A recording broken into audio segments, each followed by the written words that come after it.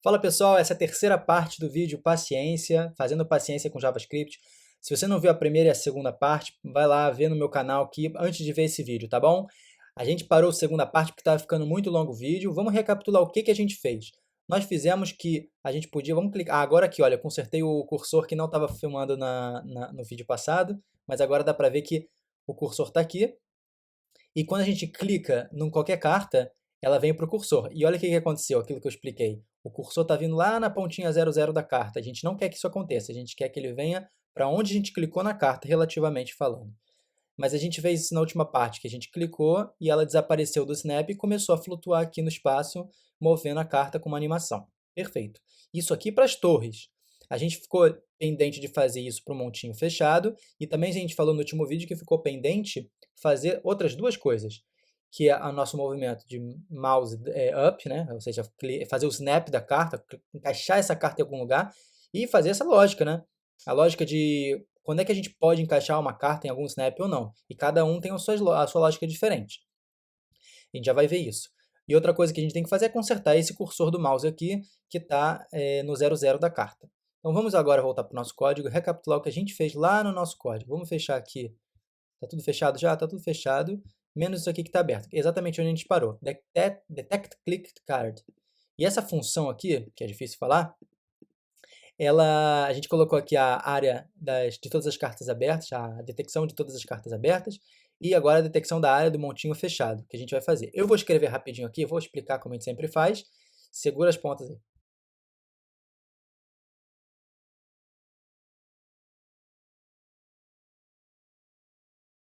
É isso aí, pessoal. Olha aqui. Vamos ver a lógica que a gente fez aqui para o montinho fechado. Que se ele está no primeiro snap, na verdade a gente botou aqui 40 e 30, são as posições do primeiro snap, né? A gente poderia ter colocado aqui, vamos colocar aqui rapidinho o primeiro snap, cadê? Card snaps, ó, tá vendo? É 40, 30. Então a gente vai pegar o card snaps mesmo, o main set close, e vamos fazer como deve ser. Vamos colocar aqui que esse aqui é o main set close.x, e aqui é o main set close.x mais 100, que é a largura da carta. A gente nem podia botar isso na variável, mas tá bom. Mais 100. E aqui é a mesma coisa, né? mainSetX.y e mainSetClosed y mais 150, que é a altura da carta, a largura e a altura aqui. Beleza. Então tá, agora a gente fez o quê? A gente detectou que está sendo clicado dentro do montinho fechado, e a gente vai pegar todas as cartas desse montinho fechado e vamos perguntar, se por acaso todas já foram flipadas, ou seja, não tem nenhuma carta sobrando nesse montinho fechado, a gente volta ao estado original dela. Como? A gente pega todas as cartas abertas do montinho aberto e vai jogar elas de volta para o montinho fechado. Tá? A gente tem aqui o spread operator para poder passar por pass by value, a gente está não passando referência, a gente está refazendo esse array como um novo array, e a gente também está, depois, caso ele não está voltando para o zero, a gente vai botar uma carta para frente, ou seja, a gente vai colocar uma carta do fechado, mover ele para o open.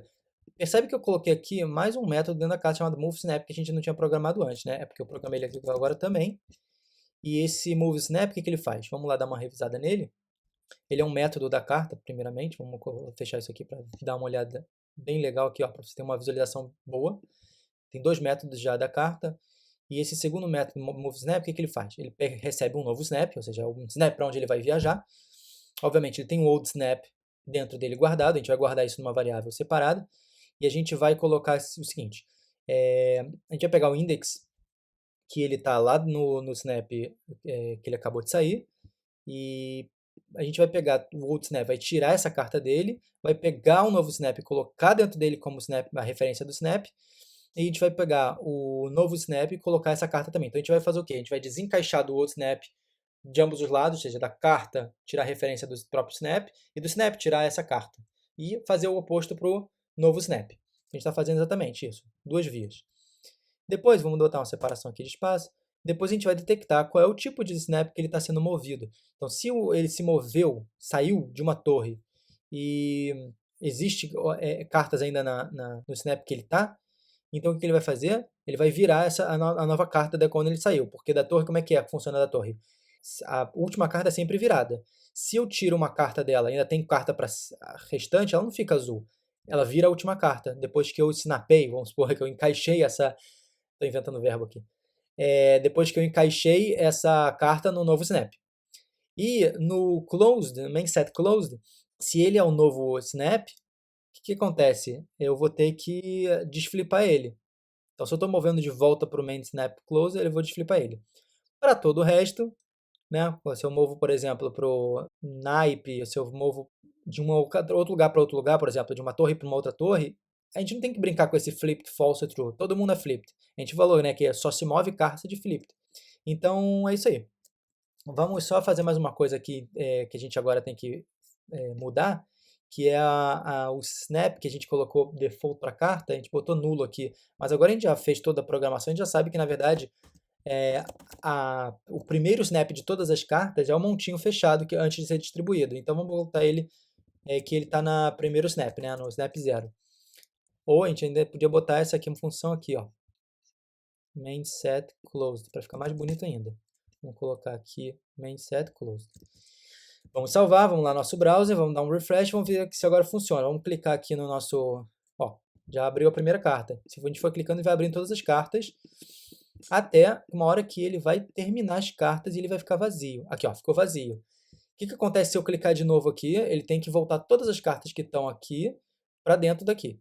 Então vamos ver se isso acontece. Vou clicar aqui e pronto. Aí, ó, voltou todo mundo para cá. E acontece de novo. Então isso é um loop, né? Então eu vou clicando, clicando, clicando até ele voltar. Beleza, essa parte está funcionando. Agora vamos resolver a nossa outra pendência, né? Que a gente vai lá para baixo, onde estava o nosso mouse down e também onde está o nosso mouse move. Vamos consertar aquilo do mouse, né? Que o cursor fica lá no 00. Isso é facinho consertar. A gente faz o seguinte: a gente vai fazer por todos os moving cards, a gente vai mapear eles, C, né? E a gente vai colocar um valor no mouse X e mouse Y, né? Que a gente colocou dois atributos mouse X e mouse Y exatamente para isso. Vamos usar eles agora. A gente vai colocar aqui o mouse X. Vai ser o relativo em relação à carta. Isso é fácil, a gente já sabe esse conceito. A gente colocou a mesma coisa aqui na função getXY e para poder pegar o XY no canvas, né? Relativo ao canvas, não relativo à tela toda. É a mesma coisa que a gente vai fazer aqui. A gente vai pegar o X menos, dessa vez, o X do snap, por exemplo. O snap dele. Ops.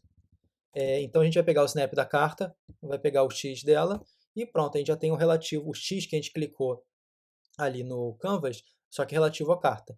A mesma coisa no C mouse Y, a gente vai pegar o Y, aqui é um pouquinho mais complicado, porque a gente pode ter várias, pode ter ela mesma, que é a carta, só, em solitária, ou pode ter várias cartas se movendo junto, quando for empilhada. Então a gente vai ter que fazer alguma forma de que a gente pegue só o Y da primeira carta, certo? Se movendo. A gente vai pegar moving cards na posição 0, ou seja, pode ser ela mesma, ou se tiver muitas cartas e ela for a terceira carta, por exemplo, vai pegar da primeira carta, ponto moving X, moving Y.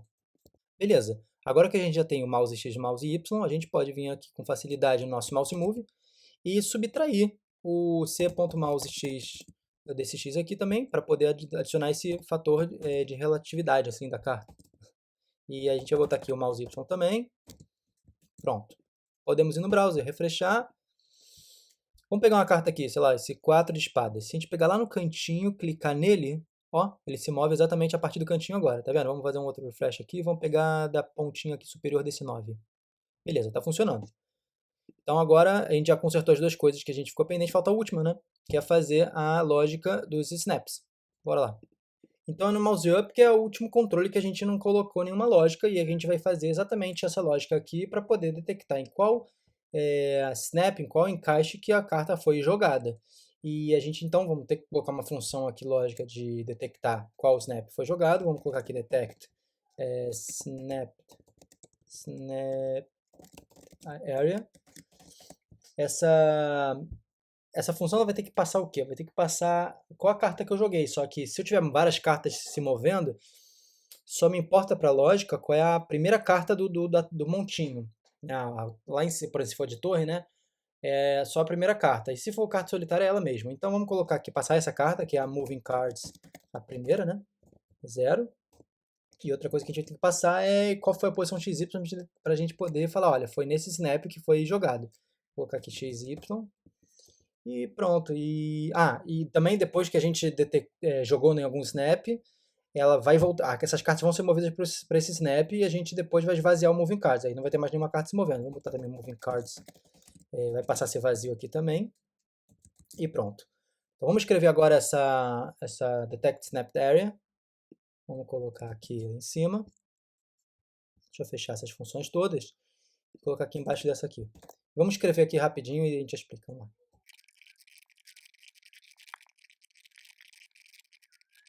Aí, pessoal, tá aí, ó. Ela vai pegar os snaps, né? E ela vai fazer o quê? Ela vai detectar para todos os 3 snaps se aquela carta, quando foi jogada para ele. Vamos esquecer essa primeira parte aqui por enquanto. Vamos focar nessa segunda aqui, depois a gente volta para a primeira. Ela vai fazer aquela verificação de colisão. Se ela está dentro, nas boundaries, nas fronteiras daquele snap, XY, ela vai mover para aquele snap. E todas as cartas que estão sendo movidas vão ser movidas para aquele snap. E a gente colocou uma condição aqui, se o card ele pode ser movido para esse novo snap. Esse método do card a gente ainda não escreveu, vou escrever já já, mas é óbvio que a gente tem que ter aqui a nossa lógica de jogo, se ele pode ser jogado ali ou não. Tá? E agora vamos olhar de novo para essa primeira parte, que é o seguinte. Todo snap ele pode ser jogado na área do snap, do próprio snap, menos na torre, né? O que acontece? Na torre, vamos supor que já tem lá umas 5 cartas na torre. Você só pode jogar na área da quinta carta, quer dizer, na área da sexta carta, né? Então, a gente tem aqui, ó, qual é o I, né? O I da quinta carta, por exemplo, vamos supor, né, que é a quinta carta. A gente vai ter o I da quinta carta, vai fazer o I vezes 20, 5 vezes 20, e a gente vai adicionar esse fator lá para fazer, olha, se eu jogar em cima da quinta carta, né, ele vai snapear, né, aquele verbo que eu inventei, né, vai encaixar ali na quinta carta e vai virar a sexta. Tá bom? Vamos escrever agora esse método aqui, que é o que vai conter a mágica da lógica do jogo em si, né? Que são os naipes, qual naipe pode ir em cima de qual, e qual número pode ir em cima de qual. Vamos até ao nosso card. Vamos fechar aqui esse método e vamos escrever esse novo método aqui, can move to snap, e a gente vai passar qual snap ele pode ser movido. Vamos escrever esse método aqui rapidinho? Vamos explicar.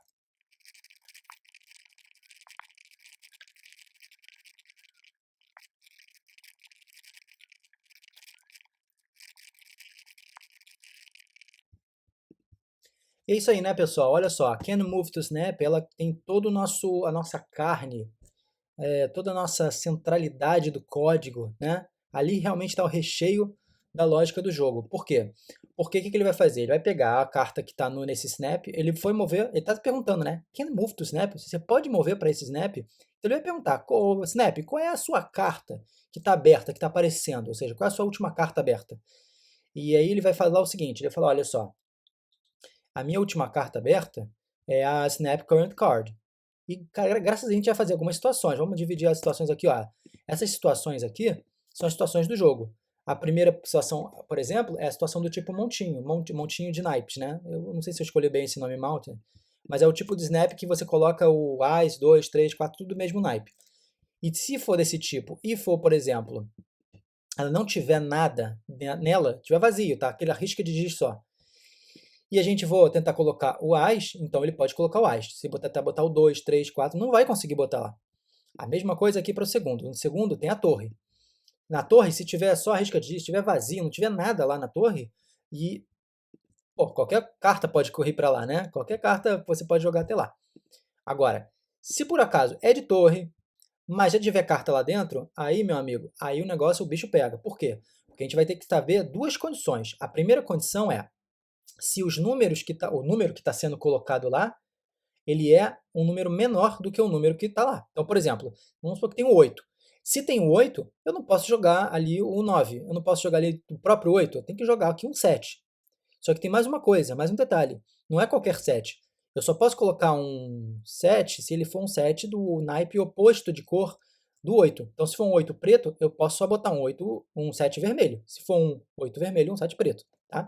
Por isso a gente fez essa função aqui, ó, Stackable Suite, que a gente passa os dois naipes das cartas, tanto que eu estou jogando para ela, quanto que vai ser jogado. Vamos ver o que acontece nessa Stackable Suite lá. Ela faz um switch case. Então ela faz o quê? Ela faz um switch de switch A, e ela faz o seguinte, se ela é vermelha, cara, só pode jogar se os naipes que estão sendo jogados são pretos.